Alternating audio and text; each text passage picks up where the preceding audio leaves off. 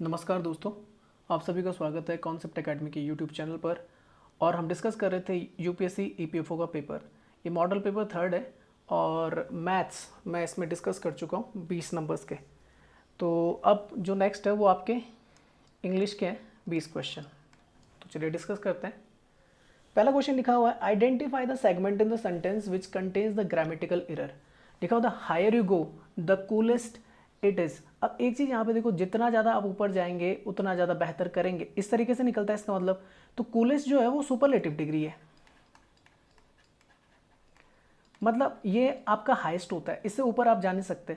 पर जब यहाँ पर आपकी क्या रखी, एक बोल सकते हैं जैसे पॉजिटिव होती है, उसके बाद आपकी कॉम्परेटिव डिग्री होती है।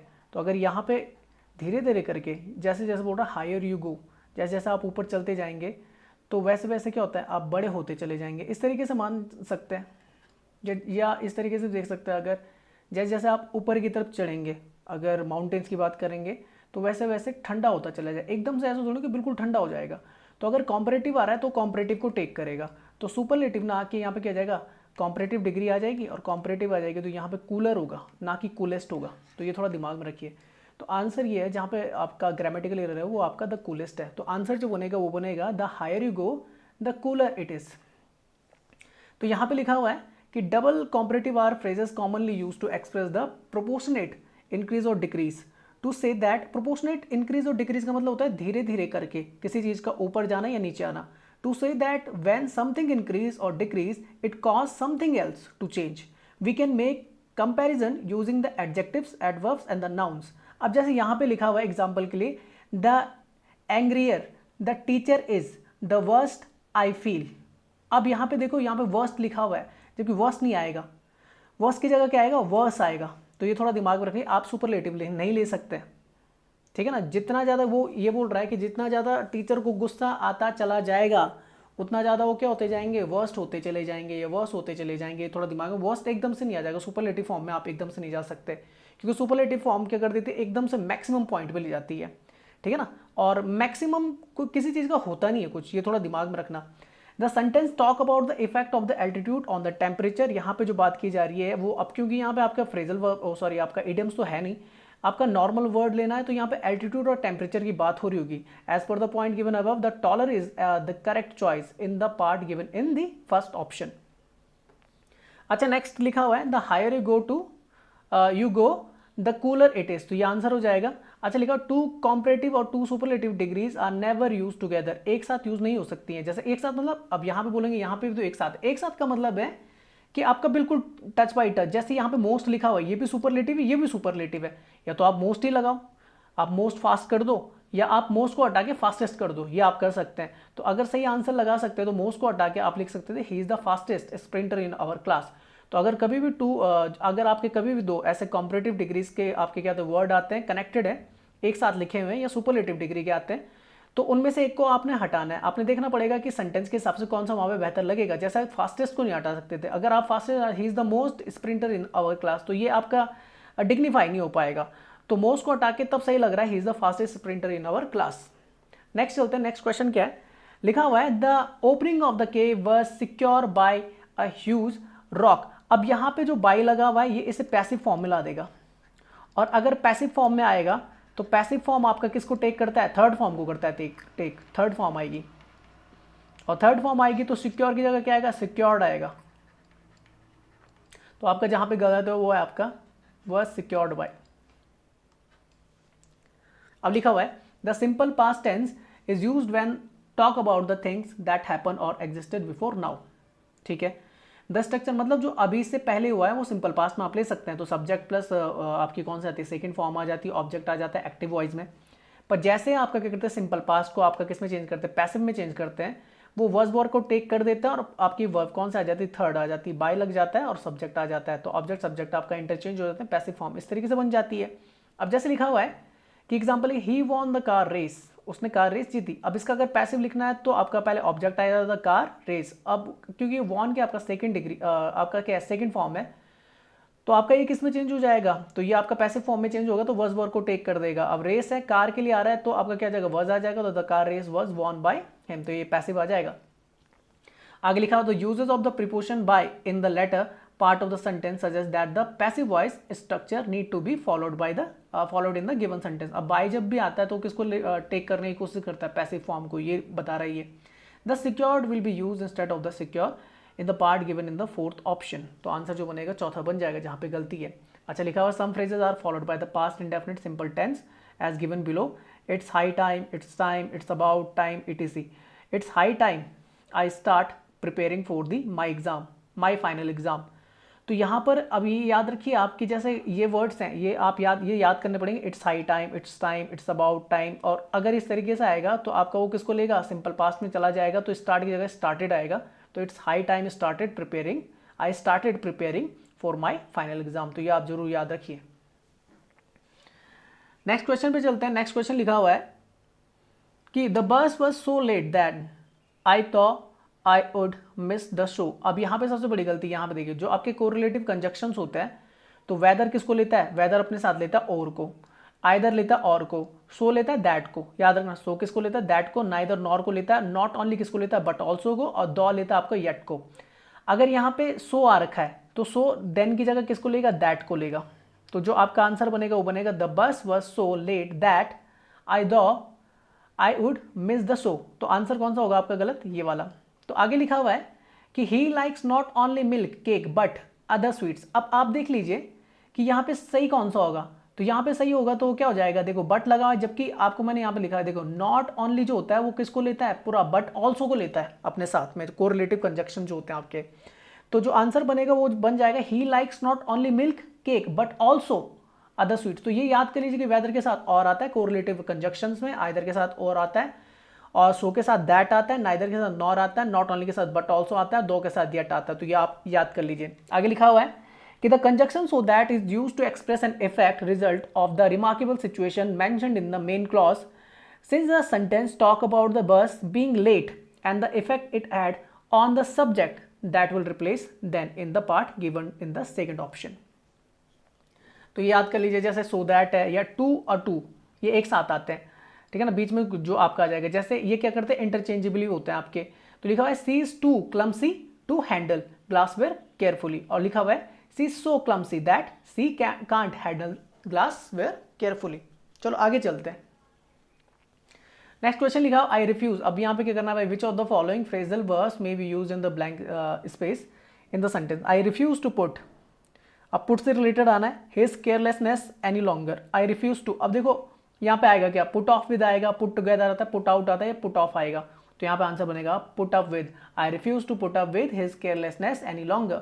तो पुट अप विद का मतलब क्या होता है, तो पुट अप विद का मतलब होता है टॉलरेट करना, ठीक है ना. उसने रिफ्यूज कर दिया है, उसे टॉलरेट करना, उसे सहना. हिज केयरलेसनेस को एनी लॉन्गर, उसने बोला कि अब मैं उसकी केयरलेसनेस को और ज़्यादा नहीं सह सकता. तो पुट अप विद यहाँ पे सही आएगा. पुट अप विद का मतलब आपका क्या होता है, टॉलरेंट होना. टॉलरेट मतलब सहसणु. अच्छा नेक्स्ट लिखा हुआ है I don't think I can put up with the 3 small children in the car. ठीक है ना, वो बोल रहा है कि मुझे ये लगता है कि मैं इन कार में 3 बच्चों के साथ कंफर्टेबल नहीं होऊंगा. तो इस तरीके से आप मान सकते हो. तो पुट अप विद यहाँ पे आ जाएगा. बाकी अगर देखें तो यहाँ पे लिखा हुआ है पुट टुगेदर. पुट टुगेदर मतलब असेंबल करना किसी चीज को. पुट आउट मतलब होता है एक्सटिंग्विश करना, और पुट ऑफ मतलब होता है पोस्टपोन करना किसी चीज को. नेक्स्ट चलते हैं. नेक्स्ट क्वेश्चन लिखा हुआ है clinic staff cared for a man. Clinic staff जो है वो केयर कर रहा है फॉर अ मैन, एक व्यक्ति के. When he ran the Plunket rooms with an almost severed finger. Severed finger का मतलब क्या है कि अभी ये चला जा रहा है, जब उसका क्या है, हाथ में क्या चोट लगी हुई है, उंगली में चोट लगी हुई है. तो यहाँ पे क्या होगा, तो लिखा हुआ है प्लंकेट रूम्स. प्लंकेट रूम्स में जाना है तो अंदर की तरफ जाना है, तो क्या आ जाएगा, रन अवे. रन अवे तो आपका बाहर निकलना होता है, रन ओवर होता नहीं. रन आउट भी आपका अलग से जाता है. तो यहाँ पे हो जाएगा रन इनटू. तो जो आपका आंसर बनेगा वो बनेगा आपका क्या, रन इनटू. रन इनटू का मतलब क्या होता है, to go into some location very quickly और ब्रीफली, बहुत जल्दी से किसी चीज में जाना. तो ये थोड़ा दिमाग में, जैसे यहाँ पे एक एग्जांपल लिखा हुआ है I just need to run into the office and get my, ठीक है ना, गेट माई बोल सकते हैं, कुछ भी बोल सकते हो, गेट माई वॉलेट, इस तरीके से बोल सकते हो. Has the blank part of the sentence should be filled with the run into. अच्छा, रन अवे का मतलब होता है लीव अनएक्सपेक्टेडली या एस्केप करना. रन ओवर मतलब होता है drive a vehicle over a person और द थिंग. रन ओवर मतलब किसी के ऊपर गाड़ी चढ़ा देना. रन आउट का मतलब होता है have none left. Run out मतलब होता है किसी चीज़ का ना रहना अपने पे. तो ये लिख लेना आप लोग. नेक्स्ट चलते हैं 26 क्वेश्चन है कि we didn't know how to tell Amanda that his sister had pass. अब मैं कैसे बताऊं, आई डिडंट नो, मुझे नहीं पता या मुझे नहीं था पता कि किस तरीके से मैं अमांडा को बताऊं कि उसकी सिस्टर हैड पास। यहाँ पे पास, अब पास्ट अवे, पास्ड आउट या पास्ट अप आ जाएगा या पास्ट ओवर, तो ये मरने के लिए बोल रहा होगा ताकि वो बता नहीं पा रहा, तो ये पास्ट अवे आ जाएगा। और पास्ट अवे मतलब होता है डाइड, ठीक है ना। तो हिज अंकल पास्ट, जैसे एग्जांपल है his uncle passed away last night after long illness, तो इस तरीके से लगा सकते हैं। बाकी को भी देख लेते हैं। तो पास आउट मतलब होता है फेंट होना, पास अप मतलब होता है डिक्लाइन करना, और पास ओवर होता है ignore the claims of the someone to promotion और द एडवांसेस। तो ये याद कर लेना आप लोग। नेक्स्ट चलते हैं, she let her umbrella and फ्रूडेड, तो लेट डाउन हो जाएगा, क्या हो जाएगा, she let down her umbrella and fell down, ठीक है ना। तो ये लिखा हुआ है कि the meaning of the phrasal let down मतलब होता है टू लोअर समथिंग स्लोली, किसी चीज को नीचे रखना बहुत ही क्या बोलते हैं, धीरे धीरे करके। जैसे एक एग्जांपल लिखा, they let down a basket on a chain, ठीक है ना। चलिए आगे चलते हैं। तो आगे ये देख ले, लेट इन मतलब होता है अलाउ टू इंटर, किसी को अंदर आने देना। लॉग इन मतलब होता है साइन इन करना किसी वेबसाइट या डाटाबेस में, या लॉग आउट मतलब साइन आउट करना किसी भी डाटाबेस या वेबसाइट से। नेक्स्ट क्वेश्चन लिखा हुआ है, you didn't have to wait long. अब यहाँ पे देखो नेगेटिव है, तो आगे जो आएगा वो पॉजिटिव आएगा। तो पॉजिटिव आएगा तो ये तो आ नहीं सकता और ये भी नहीं आ सकता, या तो हैड यू आएगा या डिड यू आएगा। यहाँ पे डिडंट है और ये किस में चल रहा है आपका, ये चल रहा है आपका किस में, सिंपल पास्ट में, तो ये किसको लेगा, डिड यू को लेगा। तो ये हो जाएगा answer, you didn't have to wait long did you, ठीक है ना। तो ये आंसर बन जाएगा आपका। चलिए नेक्स्ट चलते हैं। अच्छा लिखा हुआ था sentence uses the verb have, but this have to does not show the present perfect tense, it has used in the modal verb here the showing an obligation example I have to go, ठीक है। The sentence use in the simple past tense negative verb did not, ठीक है, ये बता दिया मैंने आपको। Next चलता है, I rode to my uncle yesterday, तो ये आपका पॉजिटिव चल रहा है, तो आपका यहाँ पर जो आएगा नेगेटिव आएगा। तो आप किसको एडमिट कर देना पहले, तो नेगेटिव आएगा, तो ये नहीं आएगा और ये नहीं आएगा। तो यहाँ पर रोड चल रहा है आपका, रोड ये आपका किस में चल रहा है, पास्ट में चल रहा है, पास्ट इंडेफिनिट में, तो ये किसको लेगा, नेगेटिव में डिडंट को ले लेगा, किसको ले लेगा, डिडंट। तो ये हो जाएगा आई रोड, क्योंकि आप जानते हैं कि जो आपका सिंपल पास्ट होता है उसका जो आपका अफर्मेटिव सेंटेंस होता है ना, तो उसमें तो आपका क्या आता है, सेकंड वर्ब आती है, डिड का यूज़ नहीं होता। पर नेगेटिव और इंट्रोगेटिव में आपका क्या होता है, डिड का यूज़ करना पड़ता है आपको। तो क्योंकि नेगेटिव में ले जाना, तो ये डिडंट आई आ जाएगा। तो I rode to my uncle yesterday didn't I, तो ये आंसर बन जाएगा आपका। चलो नेक्स्ट चलते हैं, ये पढ़ लेना। नेक्स्ट चलते हैं कि विच of the following preposition फिल्स up the blank the following sentence. अब लिखा हुआ है, चलो यहाँ पे आपकी प्रिपोजिशन को फिल करना है। यहाँ पे लिखा है quinine is an effective antidote. अब यहाँ पे क्या आएगा, to malaria, against malaria, for malaria. तो मैं एक चीज बता देता हूँ, यहाँ पे एंटीडोट की बात हो रही है। वैसे ये दवाई हाइड्रोक्सी क्लोरोक्विन, क्लोरोक्विन, क्लोरो कैसे लिखना है यार, क्लोरोक्विन, क्विनॉन या क्विनाइन, ये जो होती है मलेरिया की दवाई होती है, आपका मलेरिया का आपका ड्रग है, मलेरिया के लिए इस्तेमाल किया जाता है। पिछले साल इसे किसके लिए इस्तेमाल, पिछले साल से इसे कोविड-19 के लिए यूज़ किया जा रहा था। तो ये आप थोड़ा दिमाग में रखना। एंटीडोट है मतलब सही करने की दवा है, तो यहाँ पे जो आता है वो टू आता है। यहाँ पे देख लीजिए लिखा हुआ है अकॉर्डिंग, यहाँ देखो example, there is no antidote to. अब ये एंटीडोट है ना, तो ये टू को लेता है आपका। वैसे तो आप क्या लगा सकते, quinine is an effective antidote against malaria, ये भी लगा सकते हैं, फोर लगा सकते हैं। पर जब एंटीडोट का केस बने तो ये आप याद रखना कि आपने टू लगाना है। तो यहाँ लिखा hence according to the phrasal given above, to will be the correct choice. The given phrasal antidote to means something that relieves, prevent और काउंटरैक्ट, मतलब जो क्या कर सकती है, बचा सकती है। तो एंटीडोट टू ये याद रखना, एंटीडोट के बाद क्या आता है, टू आता है। चलिए नेक्स्ट चलते हैं। नेक्स्ट आता है कि लिखा हुआ है it is absurd to be discussing compulsory redundancy policies for the teacher. Redundancy मतलब होता है आपका फालतू की, और absurd to be discussing compulsory, it is absurd. Absurd मतलब होता है आपका कैसा कि मतलब जो सेंस नहीं बनाता, नॉन सेंस। तो इसका क्या ढूंढना है आपने, अपोजिट ढूंढना है। तो अपोजिट क्या हो जाएगा, लॉजिकल हो जाएगा। क्या हो जाएगा, लॉजिकल हो जाएगा। तो यहाँ पे देखो एब्सर्ड मतलब होता है means you criticize it because you think that it is ridiculous और that it does not make the sense. Logical मतलब होता है मीन्स ऑफ और according to the rules of the logic. Illogical means lacking sense और the sound reasoning. Ridiculous मतलब होता है inviting रिडिकुल और एब्जर्व, तो ये तो एक जैसे हैं। इनक्रेडिबल मतलब क्या है, इम्पॉसिबल टू बिलीव और डिफिकल्ट टू बिलीव। तो एब्सर्ड मतलब होता है आपका नॉनसेंस, और इसका अगर आप अपोजिट चलेंगे तो लॉजिकल हो जाएगा।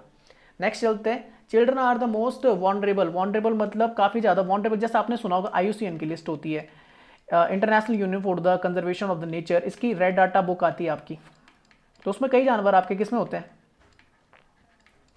वॉनरेबल कंडीशन में होते हैं, मतलब जिन्हें खतरा होता है। तो children are the most vulnerable members of the society, तो इसका अपोजिट ढूंढना है, तो अभी वॉनरेबल को उल्टा क्या इनवॉनरेबल हो जाएगा, खत्म। वॉनरेबल मतलब होता है weak and easy to hurt physically और इमोशनली, तो ये आप याद कर लेना। बाकी देख ले, एबव मतलब होता है इन हायर प्लेस, इंपॉर्टेंट मतलब होता है और, ऑफ द ग्रेट सिग्निफिकेंस, और स्ट्रॉन्ग मतलब हैविंग द पावर, तो ये आप याद कर सकते हैं, तो आसान थे आपके। अच्छा नेक्स्ट चलते हैं, द जज said he had committed the atrocious crimes against women, बोलते हैं एट्रोसियस मतलब होता है कि बहुत ही ज़्यादा जघन्य, जघन्य अपराध, जिसको माफ़ नहीं किया, जघन्य, जघन्य, जैसे माफ़ नहीं किया जा सकता, तो इसका सिमिलर वर्ड निकालना है। तो जघन्य का होता है आपका कौन सा, एपेलिंग, कौन सा होता है, एपेलिंग। काइंड तो आपका हो नहीं सकता, प्लीजेंट हो नहीं सकता, एडमायरेबल नहीं हो सकता, ये पॉजिटिव वर्ड्स होते हैं सारे। तो एपेलिंग मतलब होता है ग्रेटली डिसमे और द हॉरिफाई, एट्रोसियस भी मतलब ये होता है आपका हॉरिफाइंग द और द विक्ट, एडमायरेबल मतलब द डिजर्विंग रिस्पेक्ट और अप्रूवल, काइंड मतलब होता है फ्रेंडली और द कंसिडरेबल ऑफ द एमिकल और एमिकेबल, और प्लीजेंट मतलब होता है giving a sense of the happiness और द सेटिस्फिकेशन। तो ये आसान था आपका पकड़ना, 3 को एलिमेंट करके आपके एलिमिनेशन मेथड से इस क्वेश्चन को सॉल्व कर सकते थे। एट्रोसियस मतलब होता है जघन्य। चलो नेक्स्ट चलते हैं, the building were usually battlemented in fantastic form, एक बिल्डिंग की बात कर रहे हैं, और बैटलमेंटेड मतलब होता है युद्धग्रस्त, और सिमिलर की बात कर रहे हैं यहाँ पे, तो फैंटास्टिक का जो होगा वो फनी तो हो नहीं सकता, टेरिफाइंग हो नहीं सकता, सॉफ्ट हो नहीं सकता, फैंटास्टिक का जो बनेगा वो ट्रेमेंडस ही बनेगा, और क्या बन सकता है, ये तो आसान था आपका पिक करना।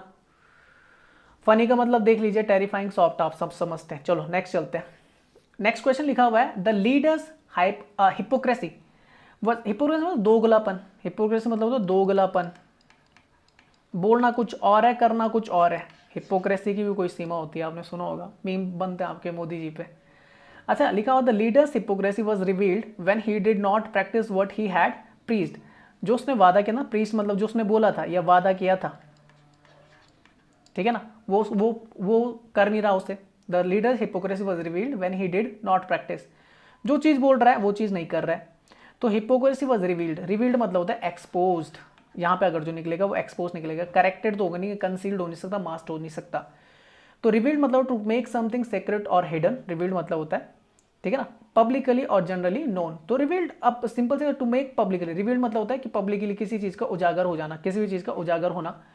अच्छा नेक्स्ट चले, तो कंसील्ड मतलब kept out of the site और द हिडन फ्रॉम व्यू, और करेक्टेड आप जानते हैं पोर्ट्राइट, और मास्क्ड होता है किसी चीज़ का क्या होना, छुपाना या किसी चीज़ को छुपना। मास्क होता है ना कि यार ये जो है, ये मास्क मतलब ये जो है मास्क मैन है, मास्क मैन मतलब होता है कि जो ये दिखाने की कोशिश करता है वो एक्चुअल में है नहीं, तो इसे बोल सकते हैं of the ones to character feelings concealed. Next चलते हैं, नेक्स्ट आता है माई हॉरोस्कोप सेज दैट, अब क्या करना, अपोजिट, अच्छा यहाँ पे अपोजिट देखना है, my horoscope says that the stars will exercise a benign influence on my life this year. अच्छा बिनाइन का मतलब होता है काइंड होंगे, मतलब जो सितारे होंगे मेरे पक्ष में होंगे, ठीक है ना, तो इसका उल्टा करना है आपने अपोजिट, तो ये हो जाएगा आपका अनफेवरेबल, ठीक है ना। बाकी देख लें, हॉरोस्कोप जानते हैं, हॉरोस्कोप क्या होता है, statement about the what is going to happen to a person in the future based on the position of the stars and the planet where he she was born. अच्छा benign होता है kind and gentle, influence मतलब होता है power to affect change, अब जैसे influential होते हैं पर्सन आपके कि यार इसका इन्फ्लुएंस बहुत ज़्यादा है, तो ये हो सकता है आपका, तो ये याद कर सकते हैं आप।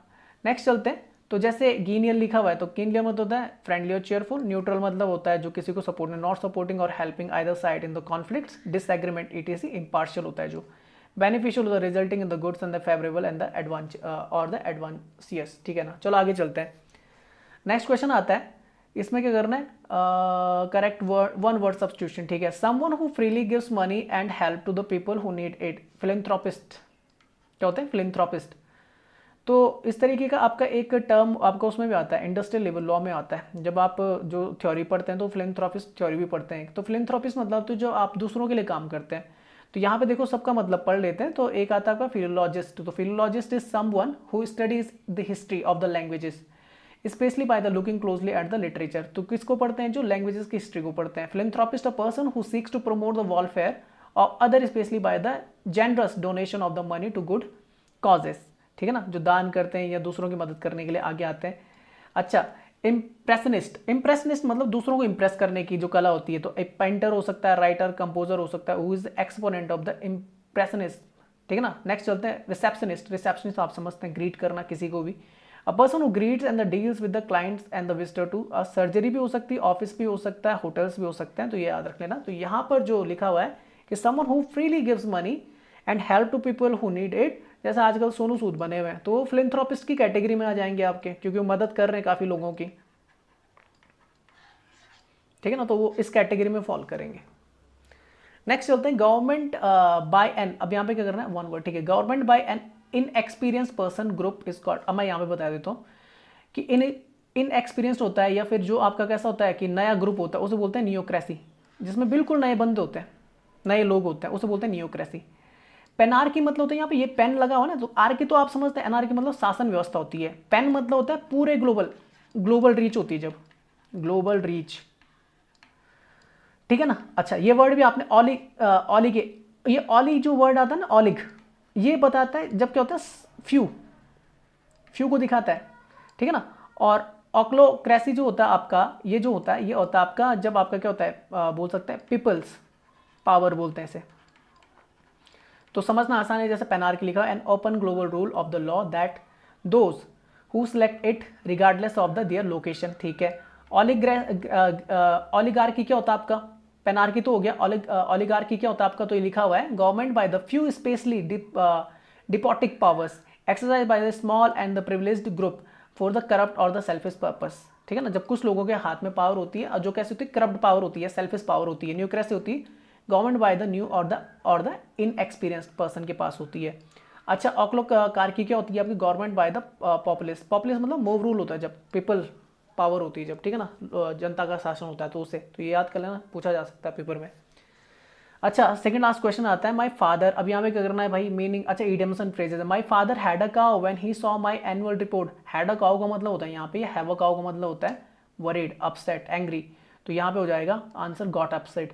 तो लिखा हुआ have a cow means the worried, upset और the angry about the something, तो पहला ऑप्शन सही होता है। ऑप्शन सी जो लिखा हुआ है प्रीफ्लेक्स मीन्स टू कन्फ्यूज, ठीक है ना, प्रीफ्लेक्स मतलब होता है कन्फ्यूज या एम्बिग्यूटी होती है आपकी। चलो कुछ और है यहाँ पे। अच्छा, synonyms of have a cow, तो इसका होता है एगिटेटेड, फ्राइटन्ड और the bundle of the nerves और द फ्रेटफुल। एंटोनिम्स होता है इसका ट्रैंक्विलिटी, बेहतर, काम, पीस और कंटेंट स्टिल वाटर्स। तो इस तरीके से आप याद कर सकते हैं। अच्छा क्वेश्चन था। लास्ट क्वेश्चन देखते हैं। लिखा हुआ है Japan has had a card up its sleeves. उसके स्लीव्स में क्या कार्ड्स हैं, टू सेव इट्स सिटीजन, अपनी जनता को बचाने के लिए और अपनी इकोनॉमी को बचाने के लिए पैंडेमिक से। ठीक है ना, पैंडेमिक जैसा आपका कोविड-19 ये पैंडेमिक है, जब ग्लोबल रीच होती है किसी भी, बोल सकते हैं आपकी बीमारी की, तो उसे पैंडेमिक, एक एपिडेमिक भी होता है, एपिडेमिक, एक पर्टिकुलर रीजन में होता है एपिडेमिक रीजन में। जैसे भारत ने अभी एपिडेमिक किसको घोषित किया है, तो ये कर दिया किसको, ब्लैक फंगस को। ब्लैक फंगस बीमारी जो आपकी है वो आजकल न्यूज़ में, तो उसे एपिडेमिक कर दिया। तो अगर जैसे किसी देश में हो जाए तो एपिडेमिक होता है, और अगर ग्लोबल रीच ले गया तो उसे पैंडेमिक बोल देते हैं। ठीक है ना। तो यहाँ पे जो आंसर बनेगा had a card up to its sleeve, तो ये हो जाएगा हैड अ सीक्रेट प्लान, तो ये आपका आंसर बन जाएगा। तो लिखा हुआ है have a card up its sleeves means to have a secret advantage so that you can use it later. ठीक है ना, तो ये आप याद कर सकते हैं। तो ऑप्शन ए आपका सही हो जाएगा। तो ये था आपका इंग्लिश का वीडियो आपका यूपीएससी ईपीएफओ के लिए। तो जो लिंक होगा, मैं व्हाट्सएप ग्रुप हो गया, टेलीग्राम ग्रुप हो गया, आपका फेसबुक ग्रुप हो गया, वहाँ पे आपका क्या कर दूंगा, डाल दूंगा। पीडीएफ आपको टेलीग्राम ग्रुप में मिल जाएगी, कॉन्सेप्ट एकेडमी नाम से हमारा पेज है, और व्हाट्सएप ग्रुप में भी मैं डाल दूंगा। आप इस वीडियो को अगर यूट्यूब में देख रहे हैं तो आप लाइक, शेयर और सब्सक्राइब करना ना भूलें चैनल को, अगर आपने सब्सक्राइब नहीं किया है, और बेल आइकन को प्रेस करते रहिए, कर देना, बेल आइकन को प्रेस कर देना, ताकि जितनी भी आपकी क्या होंगी नोटिफिकेशन होंगे, मेरे द्वारा जितनी भी जानकारी दी जाएगी वो आपको टाइम टू टाइम मिलते जाए। फेसबुक पे आप हमारे पेज को अगर लाइक करते हैं तो उसके बाद जितने भी लिंक्स मैं भेजूंगा, या कोई भी अगर इन्फॉर्मेशन होती है वो आप कहाँ से गैदर कर सकते हैं, वो कलेक्ट कर सकते हैं आप फेसबुक से। इंस्टाग्राम पर भी हम हैं, वहाँ पे भी आप हमें फॉलो कर सकते हैं। तो वीडियो को देखने के लिए आप सभी का बहुत बहुत धन्यवाद। जय हिंद, जय भारत।